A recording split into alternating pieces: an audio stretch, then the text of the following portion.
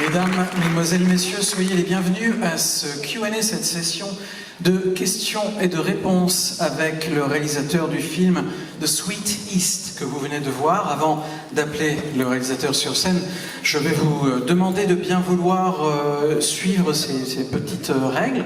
À l'issue des questions que je vais moi-même poser au réalisateur, nous allons prendre quelques questions dans la salle.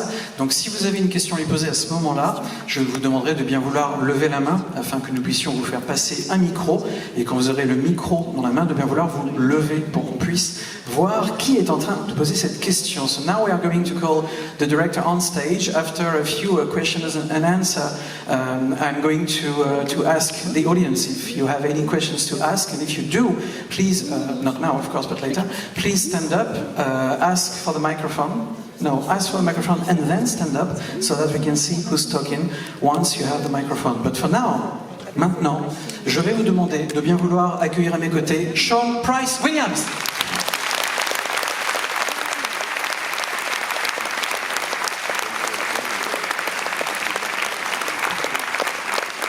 Hello. Thanks for staying. Sean, please go center stage. Thank you. Sean, vous avez une brillante carrière derrière vous, de directeur, derrière et devant vous, de directeur de la photographie pour des réalisateurs aussi novateurs qu'Alex Ross ou les frères Safdie. Pourquoi est-ce que vous avez choisi cette histoire-là en particulier pour passer derrière la caméra et cette fois-ci pour réaliser vous-même? You've had quite a brilliant career behind and in front of you as a cinematographer at EP, and you have been working for such innovative directors such as Alex Ross or Safdie brothers. Why did you choose this specific story for your first directing effort? I always wanted to be a director. I didn't really know what a cinematographer was when I started. I didn't know the delineations of these jobs. So I kind of fell into being a cinematographer. And at this point in my life, I guess, and a few other people that I've been working with on other projects, we decided, all of us, to maybe step into new shoes. The producer kind of was new at producing. Production designer, it was their first time being production designer. Everyone just we decided to level up. And the script was it was kind of a friend of mine and I came up with it. He wrote it, he's a really great writer. But it was we designed it sort of together, this story of this girl. And just as a vehicle to critique or attack or whatever certain American societal situations that may or may not even exist. They're all almost real things, but not.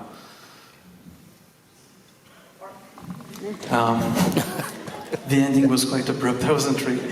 Okay, so Sean nous dit que c'est donc sa première fois en tant que réalisateur. Il a donc, comme je vous disais, travaillé avec d'autres réalisateurs auparavant, mais en tant que directeur de la photographie. Et c'était sa première fois. Mais en fait, c'était sa première fois, mais c'était également la première fois de beaucoup de personnes qui ont travaillé sur le film. Parce que, à force d'être sur des plateaux de tournage, de travailler sur plusieurs films avec beaucoup de gens différents, et puis aussi des personnes qui retrouvaient d'un tournage à l'autre, eh bien, ils ont discuté, et puis il s'est dit, l'envie est venue petit à petit de faire un film avec ces personnes qu'ils retrouvaient, encore une fois, d'un tournage à l'autre, et ils ont tous décidé de se rassembler pour faire ce film, et pour presque chaque personne de l'équipe technique, en tout cas, mais aussi des comédiens, c'était leur première fois. C'est la première fois que l'éclairagiste a fait son travail sur ce film, et donc voilà, ils ont tout simplement décidé d'enfiler de nouvelles paires de chaussures et d'essayer quelque chose.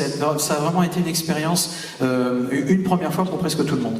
Et le scénario, par exemple, nous dit-il, le scénario a été coécrit par lui et un ami, et ils ont comme ça décidé de développer cette histoire qui est partie, parce que l'histoire, nous dit-il, du film, comme vous vous en êtes probablement rendu compte, ce n'est finalement qu'un alibi pour parler, pour critiquer, pour mettre le doigt sur des choses qu'il a vues, des choses qu'il a ressenties, une certaine idée, peut-être un peu onirique, mais une certaine idée de l'Amérique telle qu'elle est aujourd'hui. You are used to film sets, but what did you learn as a director this time? Was it exactly what you expected, or were you surprised in any way? Vous avez donc l'habitude de travailler sur des plateaux de tournage. Les films, pour vous, c'est pas une nouveauté, mais être réalisateur, c'est une nouveauté. Alors, qu'est-ce que ça vous a apporté? Qu'est-ce que vous avez appris en tant que réalisateur? Yeah, to answer that, I really wanted. It was very important to me that it was a sort of a dream set where everybody was having the best time working that they've ever had. That was sort of a real goal of mine. I wanted to prove that movies could be made in a very pleasurable, friendly way, and that all comes from kind of the produce. It just has to be. It is partly the director's job to create that sort of environment. And I think I was pretty successful at it. I think everyone had a really good time working on it. I also learned that the more I talked to actors, the more confused they got, and that I wasn't very strong. I could work on that a bit. The actors, when they did what they thought was right, was always right, and which is maybe that is the job. So. Especially Talia, the lead actress, I say this to everybody. She understood the film better than anybody, I think, when we were making it. And whenever I questioned anything, it was wrong. En fait, ce qu'il voulait, c'était établir une ambiance sur le plateau de tournage qui soit la meilleure, la plus agréable possible pour tout le monde. C'est ça qu'il voulait faire. Et c'est ça d'ailleurs, il nous dit, je pense que c'est vraiment un des rôles principaux du réalisateur. Faire en sorte que toutes les personnes qui participent au film aient la meilleure expérience possible et passent un bon moment. Et il nous dit, je pense que sur ce film en particulier, j'ai plutôt réussi parce que je crois vraiment que j'ai réussi à prouver que faire un film, ça devrait être, et c'est souvent, et ça peut être, et ça a été le cas, un plaisir pour tout le monde. Vraiment une expérience enrichissante à tous les niveaux. Et il nous dit en plus, il y a plusieurs choses dont je me suis rendu compte, par exemple, trop expliquer, trop parler, trop diriger finalement les comédiens, c'est parfois une erreur parce que les comédiens, ils ont ça en eux et si on choisit le bon comédien qui a le bon feeling avec l'histoire, eh bien eux-mêmes en fait savent tout simplement instinctivement quoi faire. Donc faire confiance aux comédiens pour avoir le meilleur résultat possible, c'est aussi une chose qu'il a appris. Et il nous dit d'ailleurs que Talia, enfin en tout cas la comédienne principale du film, c'était peut-être, sans doute, probablement la comédienne qui a le mieux compris l'histoire, les enjeux, l'ambiance du film en général, parce que tout ce qu'elle a fait, elle l'a très souvent fait par instinct, et son instinct ne l'a jamais trompée, parce qu'elle avait toujours la bonne réponse, elle savait toujours quoi faire, elle a vraiment compris le film mieux que n'importe qui, peut-être mieux que lui-même. Est-ce que vous aviez toujours eu Simon Rex en tête pour le rôle de Lawrence dès le départ et comment est-ce que vous avez composé le reste du casting, Jacob Elordi ou donc Talia Ryder dont on vient de parler? Did you always have Simon Rex in mind from the get-go? Because we know Simon Rex quite well. And what about the other actors, Jacob, Talia? Maybe you can talk about the casting process. Sure, yeah. So when we wrote the script, we had no real hope that it would ever get made. So I think my first idea was Bradley Cooper. We were just fantasizing, let's get Bradley Cooper. Yeah, definitely can get in touch. It's easy to fantasize. Yeah. Cool. And he was making A Star Is Born then. That's how long ago this was. No, Simon came in pretty late because I was really picky about who to get for this. And one of the producers from our film had worked on Red Rocket, so he made the connection. I knew Simon Rex mostly as a rap rock, kind of comedy rock rap musician, and he had these great videos on YouTube that I always would watch when I was sad or something, and he was a real light to me. Jacob Elordi came on first before we even had funding. He got the script somehow, and he just really wanted to do it. It's strange, it's such a small part, but he was really into. He was the first person cast. Talia was the first person I met for the role, and I said, well, that's not going to work because that's not the story. You have to meet 500 people before you find the right one and everything. So I talked to many other people, and then decided actually she was the one. It was just embarrassing because it was the very first person I met to talk to. Alors sur le casting, en fait, ce qui s'est passé, c'est qu'au départ, lorsque Sean a commencé à envisager le film, il n'avait pas, c'était vraiment un rêve, quoi. En fait, au départ, c'est ce qu'il nous dit, les 2-3 personnes qui ont commencé à travailler sur le film, lui donc en premier. Ne pensait vraiment pas que le film allait se faire, c'était vraiment un rêve. Et donc, qu'est-ce qu'on fait dans les rêves? Eh ben, on fantasme, on se dit, oh, ce serait génial d'avoir tel acteur ou tel acteur. Et le premier acteur auquel il a pensé, c'était Bradley Cooper. Et évidemment, il s'est dit, ce serait formidable d'avoir Bradley Cooper, mais il pouvait pas. Bradley Cooper, il était en train de préparer A Star Is Born, et puis, bon, depuis, voilà, il est parti dans d'autres directions. Donc, c'était trop tard. Et en fait, Simon Rex, il y a pensé assez tard. L'idée lui est venue assez tard. Lui, il connaissait Simon Rex par les petites vidéos, les petits sketchs que Simon Rex faisait et posait sur YouTube et d'autres services de streaming. Et donc, voilà, il le faisait rire, il le connaissait depuis quelques temps. Et puis, en fait, il y avait un des producteurs qui avait travaillé sur Red Rocket, qui était présenté ici, sans doute, vous en rappelez-vous, il y a quelques années à Deauville. Et donc, il y avait une connexion, un contact avec Simon Rex. Et c'est comme ça qu'il est arrivé sur le film. En ce qui concerne Jacob Elordi, eh bien, lui, il a réussi en fait à avoir le scénario entre les mains d'une manière ou d'une autre.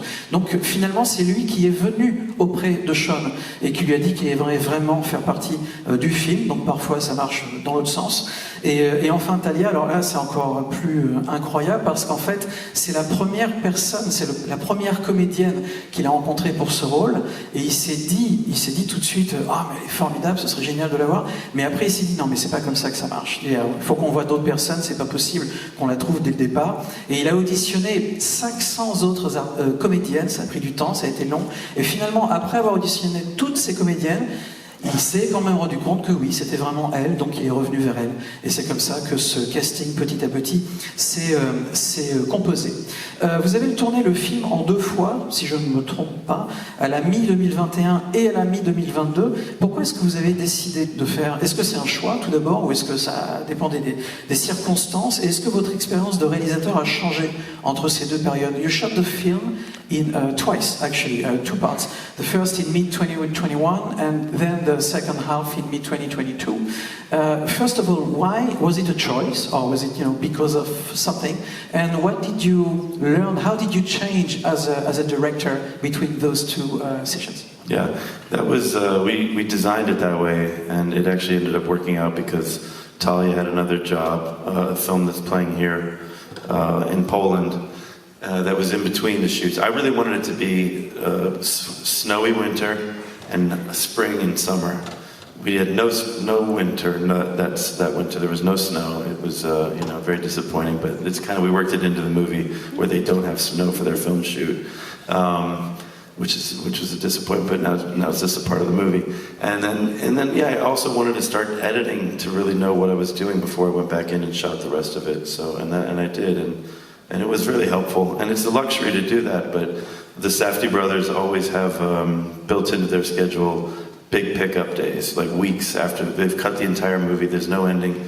6 months later, we shoot the end of the movie. That's kind of a thing. You can do that, and it's as long as you plan that, it's kind of a great method. But yeah.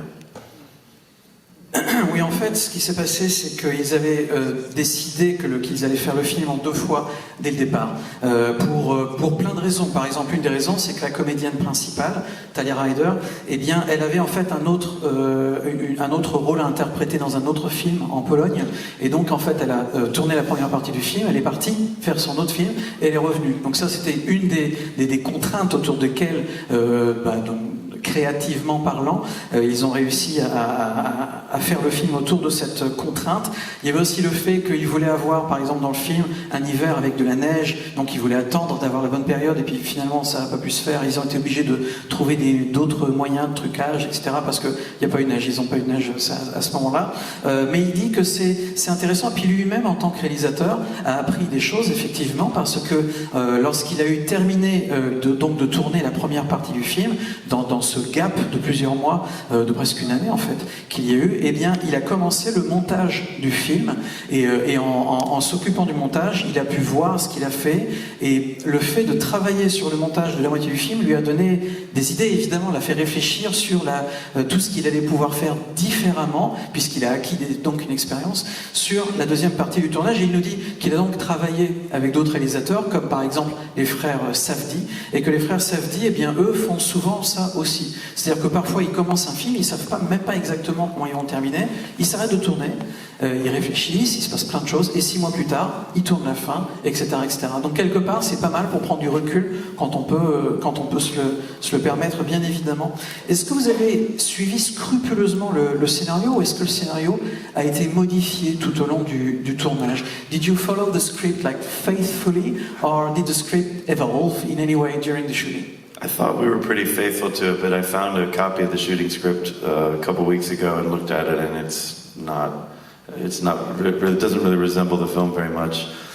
Jeremy O'Harris and Ayo Edebiri, the filmmakers in the film, they took this much dialogue and went with it for 7 minutes and then created this whole sort of thing that their characters sort of evolved from. That was definitely the actors. Yeah, there was another thing about the casting, which is important to me. I don't know. I actually hadn't seen any of the people that we cast act in anything before. In fact, I saw Red Rocket after we cast him. And I've still never seen Talia in any other movie. I don't know why. I just don't want to. I picked them purely just on how we all connected and became friends and things like that.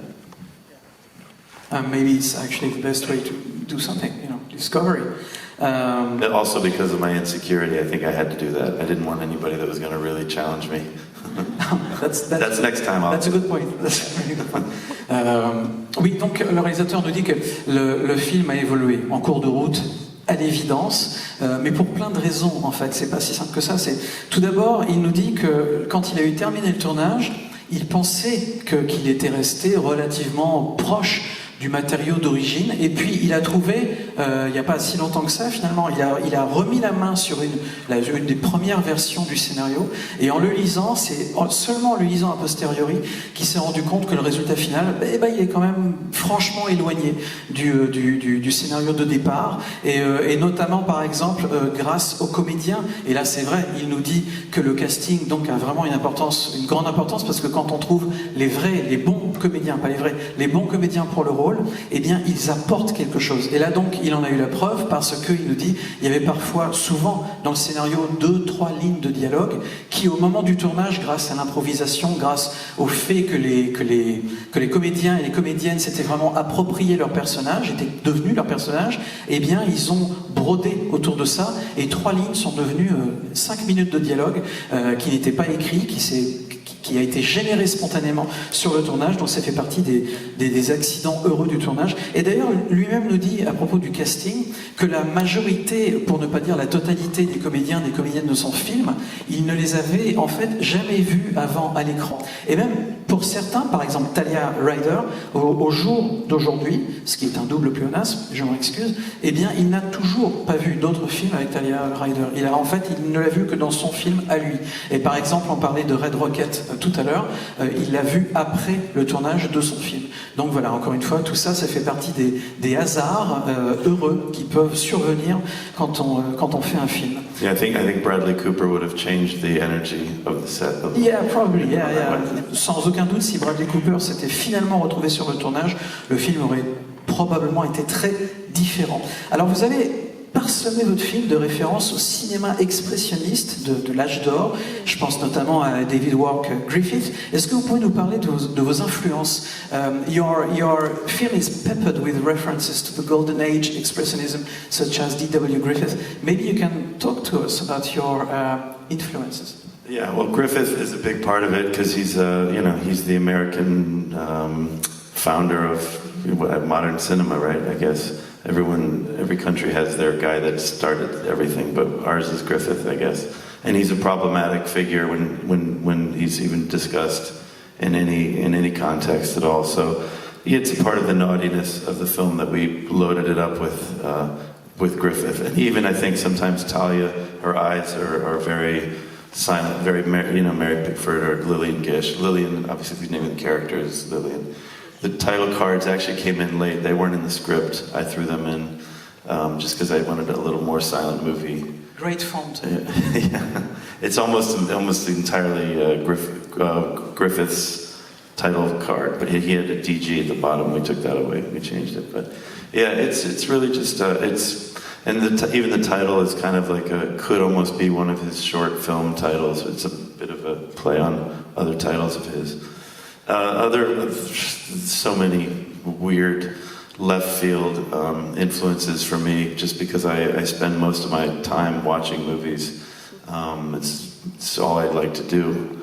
I don't like going for walks or anything. I just want to watch movies. And so there's this, there's a lot of really, if we did a commentary or something, we could get specific, but they're very strange things that I was referencing throughout the movie. Polish movies, and, inappropriate stuff too. Maybe I should never tell anybody.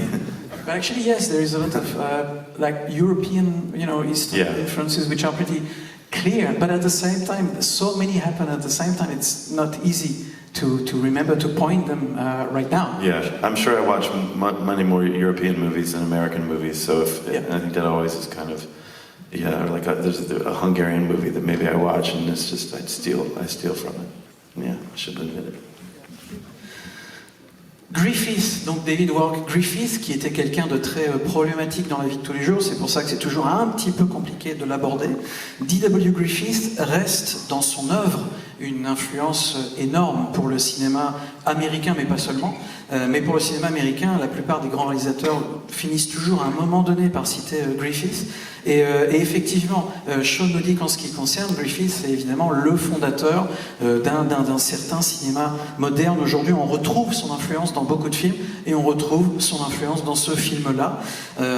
Et d'ailleurs, Talia, parfois, quand il a filmé, il regardait son regard, ça lui faisait penser au regard de Lillian Gish, des grandes comédiennes de l'âge d'or du cinéma, et également les cartons qu'on voit dans le film, ce qu'on appelle cartons, c'est-à-dire les passages où le fond est noir et on a juste de la typographie qui apparaît comme ça.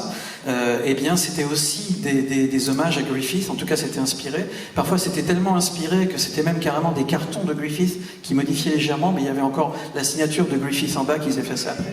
Mais donc voilà, tout ça pour dire que pour lui, forcément, les influences sont multiples, et c'est ce que nous disions pendant quelques secondes. Il y a tellement de références, d'influences, que c'est presque impossible finalement de mettre le doigt sur chacune d'entre elles, parce que pas mal de ces références sont presque instinctives. En tout cas, il ne s'en est pas forcément rendu compte à ce moment-là, parce que lui, nous dit-il, quand il avait 10 minutes, quand ses amis par exemple allaient faire un tour, boire un verre, lui il regardait des films. Il regardait des films le matin, l'après-midi, le soir, la nuit, tout le temps. Il a regardé énormément de films, tant de films en fait que ça a vraiment infusé, et qu'aujourd'hui, encore une fois, c'est compliqué d'arriver à mettre le doigt sur toutes ces références. Et il nous dit qu'il a notamment été beaucoup influencé également par le cinéma expressionniste américain, mais également et peut-être même surtout européen.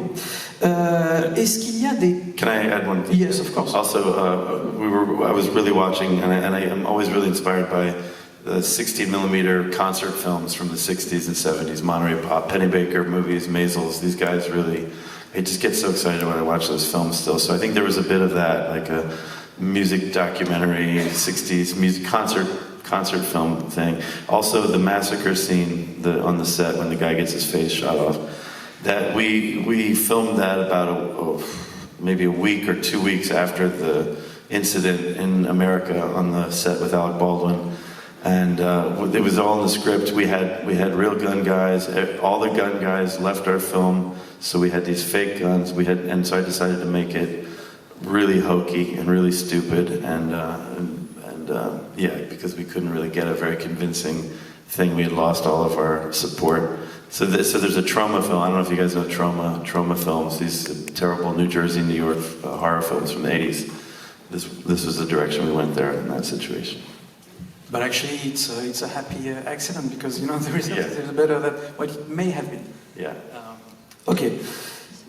Sean nous dit qu'il a également été assez beaucoup influencé par les films musicaux, les films de concert, les concerts filmés des années 60, début des années 70, en 16 mm, parce que il y a beaucoup de ces concerts, par ailleurs, je ne sais pas si vous en avez vu quelques-uns, Woodstock et compagnie, des concerts qui étaient filmés au plus près du visage des personnes qui étaient en train de chanter ou de jouer de la musique, et comme c'était encore une fois une pellicule de petit format 16 mm, c'était très granuleux.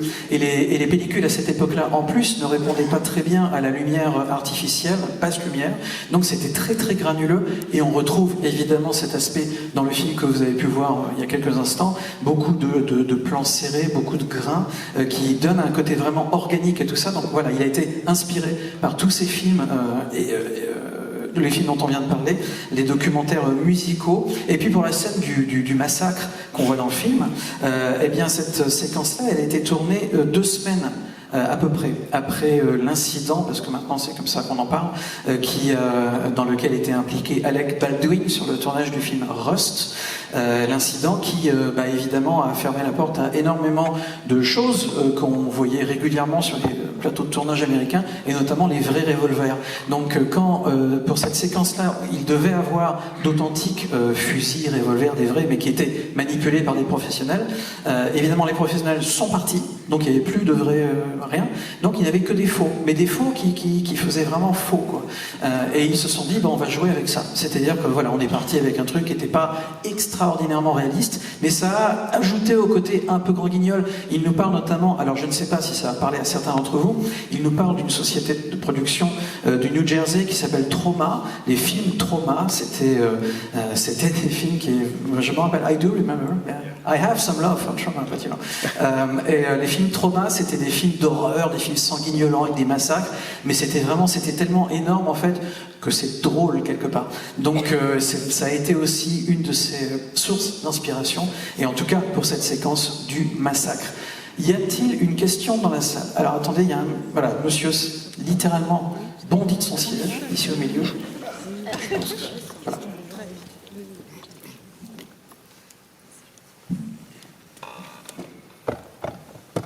Bonjour, merci pour votre film. C'est un film qui restera longtemps en mémoire, en tout cas de mon côté, il me poursuivra des jours. Merci pour votre conte cinématographique. Je ne sais pas si on peut parler de conte cinématographique, mais c'était prodigieux. J'ai aussi vu le désenchantement de la jeunesse américaine, qu'on pourrait peut-être appliquer à notre jeunesse aussi. Est-ce que vous croyez qu'on peut réenchanter le monde et la jeunesse? Est-ce qu'il y a des pistes? Quelles sont vos pistes? Merci. First of all, thank you. Thank you for the film. It's this gentleman says it's going to stay in his memory for quite a long time, for sure. There is one question in your film which looks like a fable, like something almost dreamlike, you know. What he felt very much was the disenchantment of American youth. And maybe you can talk to us about that. Was it something that you had clearly in mind? And what you think could happen for the American youth to actually feel enchantment back in their life? Yeah, I find that they're stronger it doesn't make any sense how strong actually some of the youth that like Talia and her friends, they're really very positive, and I can't understand how, you know. I mean, I know when I was young, I was disenchanted. I really hated my peers, I hated my family. That's some of my family in the end of the movie, my real family. And you know, in the beginning of the movie, the first like 10 minutes, I just want to leave the movie. You know, that's kind of the point of it, though. I think they're stronger than you know. It's like when my ridiculous friends have children and they shouldn't, and the kids turn out really amazing, and as the parents just are, you know, dissolving into, you know, just horror stories. So I think the young people are stronger and I'm inspired by Talia all the time. We hang out, we record music. She's like a total, but you know, she knows that there's no real hope, but she somehow doesn't seem to care. Then that's the problem, is that they kind of don't really care.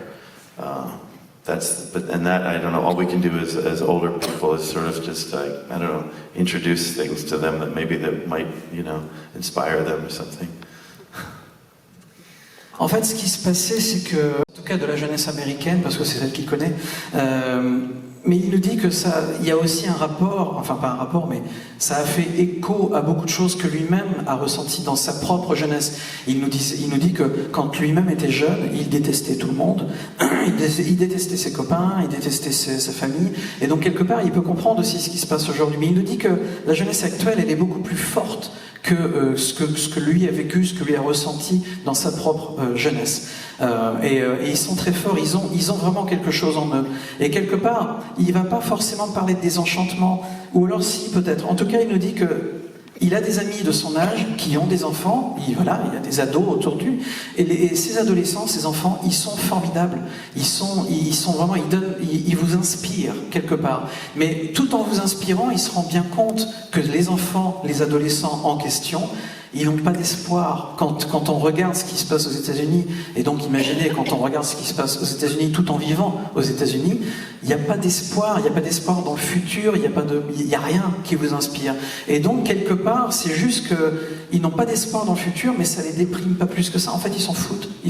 Voilà, il n'y a pas d'espoir, il n'y a pas de futur, bah c'est pas grave, on vit au jour le jour. Et quelque part, il nous dit le danger, il est là. C'est le fait de ne même plus penser à un futur quelconque, parce que c'est tellement noir, l'horizon est tellement bouché que bon, peu importe. Et le danger, il est là. Et c'est ça le problème, c'est ça le danger. Et il nous dit que notre rôle en tant que personne de 40, 50 ans aujourd'hui, par rapport à ces enfants, ces adolescents, eh bien, c'est de leur donner, voilà, une inspiration, une idée, une envie, comme dirait le grand Johnny, envie d'avoir envie. Et voilà, bref, vous avez compris ce que je veux dire. C'est ça qu'il voulait vous dire. Y a-t-il une autre question? Alors, monsieur là-bas, et ensuite on va venir ici. Monsieur. I'm just going to add, I do think maybe they do too many drugs, that I might say. But other than that, they inspire me. Oui, ils prennent sans doute trop de drogue aussi, ça peut participer au problème. Monsieur. Oui, je voulais juste vous demander sur le processus d'écriture, comment vous avez procédé, parce que c'est complètement délirant, onirique, ça part dans tous les sens, enfin c'est assez génial à regarder, mais j'imagine qu'à écrire, voilà, je m'interroge sur comment vous avez fait. The question is actually about the script.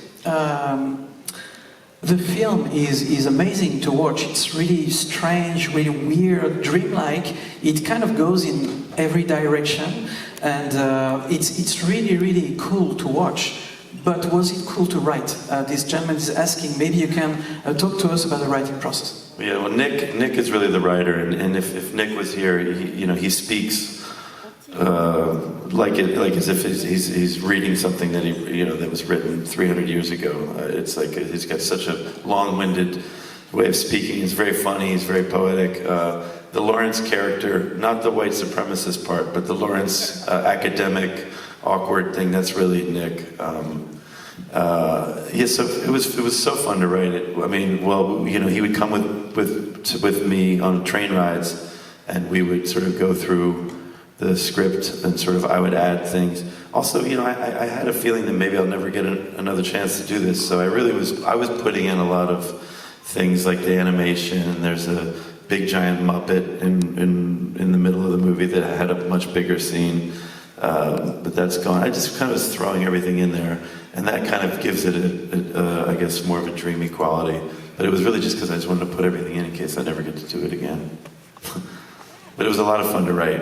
We were just being bad boys. It's also a lot of time in a bar writing a script, that kind of thing. It's that kind of movie. Do you remember the bar? Maybe now it's going to become... Same bar every time. Donc il nous dit que ce n'est pas lui le scénariste, c'est Nick qui n'est pas présent avec nous aujourd'hui. Et c'est vraiment lui le scénariste. Mais ils ont travaillé ensemble. Mais au départ, c'est Nick qui a écrit le premier jet du scénario. Et il nous dit que ce premier jet, c'était vraiment un scénario qui, comme le film que vous venez de voir finalement, partait un peu dans tous les sens. C'était très poétique, il y avait beaucoup de poésie, beaucoup de symbolisme, beaucoup de choses comme ça qui partaient très très loin. Et puis il lui a lu. Il y avait notamment par exemple des personnages il y a des personnages dans le film, comme le personnage de Lawrence, donc Simon Rex, qui, son côté un peu malaisé, son côté académique, ça c'est vraiment un personnage qui vient presque complètement de l'écriture de Nick. Mais sur le film en lui-même, sur tout ce qu'il y a autour et avant et après, eh bien c'est quelque chose qu'ils ont fait ensemble. Ils s'asseyaient tous les deux pendant des heures dans des cafés, dans des bars, et voilà, il racontait l'histoire, et puis lui, hop, il avait une idée, il mettait ça, et puis il lui dit que pour lui c'est important parce qu'ils se sont rendus compte, en tout cas dans leur première discussion, ils se sont dit, là on va faire un film, mais c'est peut-être le seul film qu'on va réaliser de toute notre vie, c'est possible. Et donc si vraiment on fait que ce film-là, eh ben on met tout, voilà, on met tout ce qu'on a dedans, tout ce qu'on a envie, tout ce à quoi on peut rêver, on peut fantasmer, on va le mettre là-dedans. Et par exemple, toutes les séquences vraiment oniriques, les hommages à Griffith, toutes les parties avec des maquettes, des trucs un peu étranges, bizarres, comme ça, espèce de mannequin, et ben voilà, tout ça c'est ce qu'il a eu envie de faire, alors ils se sont dit, allez, on y va, et on verra ce que ça donne à la fin, et c'est sans doute, effectivement, tout ça qui donne au film son aspect un peu foutraque, un peu onirique, etc., etc. C'est sans aucun doute venu de là. Alors il y avait quelqu'un ici, au troisième rang, quatrième, voilà, je vieillis. Merci beaucoup pour le film. Pareil, ça restera longtemps. J'avais deux petites questions sur la musique. La première, c'est la chanson de base. J'aimerais savoir quand est-ce qu'elle est arrivée sur le processus créatif. Est-ce que ça vient de là? Est-ce que Thalia l'a réinventée elle-même? Et la deuxième, c'est la petite ref à Morricone quand elle visite le campement. La petite référence à Ennio Morricone quand elle visite le campement. J'aimerais savoir l'intention derrière. Merci. Okay, so actually two questions in one. Lucky you. It's about the music. The first question is about the main, song that we hear. Can you talk to us about this song? Where does it come from? When did it appear in the making process? And did Thalia make up some of that song? Maybe you can talk about that. And the second question is about the reference to Ennio Morricone. Maybe you can also explain that. Sure, I love to talk about the music. The music is the most important thing to me. I probably make a movie just as an opportunity to use music that I want to use. Most of the music that I thought I would use in the movie, of course, is not in the movie because it just didn't work once we were putting it together. And then there were lots of other treasures that I would, discover along the way that did work. The theme song he's a guy who's done scores for movies that I've worked on, but I've known him as a sort of a pop musician for over 20 years, and he'll make a record and just send a WeTransfer to like 5 people. That's his entire fan base. And they're, to me, like some really great, beautiful pop songs. And he wrote this song for the movie, for her to sing. And it's filled with Edgar Allan Poe references, so it kind of ties into the movie that way. And I think it's a great song. I was really,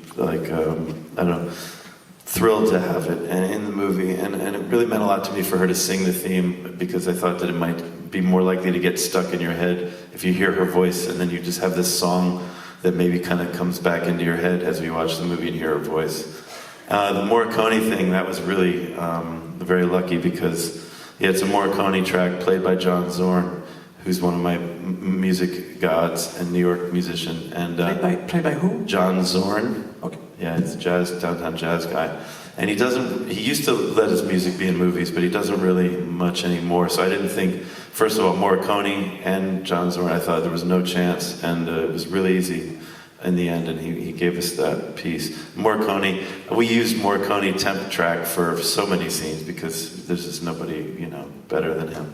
But there's a lot of other kind of music heroes in the movie that are not buried, and sometimes it's very loud, some of the music, and it's friends and just people that I really like, whose music I love. Yeah, it's a very musical movie.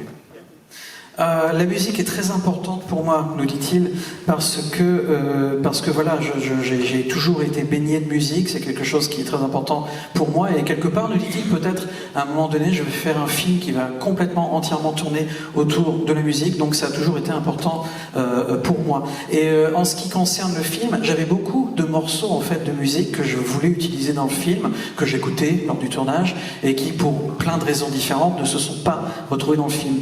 Mais en ce qui concerne donc la chanson, le thème du film dont vous parliez tout à l'heure, c'est une musique qui a été composée par un musicien que j'aime beaucoup, que je connais depuis 20 ans et que je connais moi-même comme, pour moi, voilà, depuis 20 ans, c'est un musicien pop qui est très bon, très très doué, mais en fait, il a une fan base, il a un groupe de fans qui est très réduite. Donc si vous n'en avez pas entendu parler, c'est normal, parce que lui, quand il fait un album, eh bien, il fabrique son album et après il le met sur WeTransfer, qui est un site internet de partage, et il l'envoie à une vingtaine de personnes. C'est tout. Donc c'est vraiment une fanbase très réduite. Et c'est comme ça qu'il le connaissait. Et puis voilà, il a tout simplement, il lui a demandé s'il pouvait faire une musique pour donc le personnage principal, Talia. Il a composé cette musique qui est remplie de références à Edgar Allan Poe, à des choses comme ça. Et lui nous dit que c'était important pour lui de faire entendre cette musique chantée par la propre voix de la comédienne dès le départ, parce qu'après, tout au long du film, on se rappelle, on a des réminiscences, ça reste dans un coin de la tête. Et voilà, pour lui, c'était important. Et puis par rapport à la référence à Ennio Morricone, en fait, c'était une composition d'Ennio Morricone qui a été jouée par un musicien qu'il apprécie encore une fois beaucoup, un musicien new-yorkais qui s'appelle John Zorn, mais au départ il s'est dit j'ai aucune chance d'avoir les droits de la composition de Morricone et en plus de John Zorn, et puis bah si, finalement c'est ce qui s'est passé. John Zorn très gentiment joué la musique donc de Morricone, et on entend souvent Morricone dans ces séquences là. Pourquoi? Tout simplement parce que finalement pour des séquences comme celle du film, qu'est-ce qu'il y a de mieux qu'une musique d'Ennio Morricone? Donc autant aller directement à la source, comme ça on sait qu'on ne sera pas déçu. This conversation is now over. Cette conversation est terminée. Mesdames et messieurs, merci d'applaudir. Thank you. William.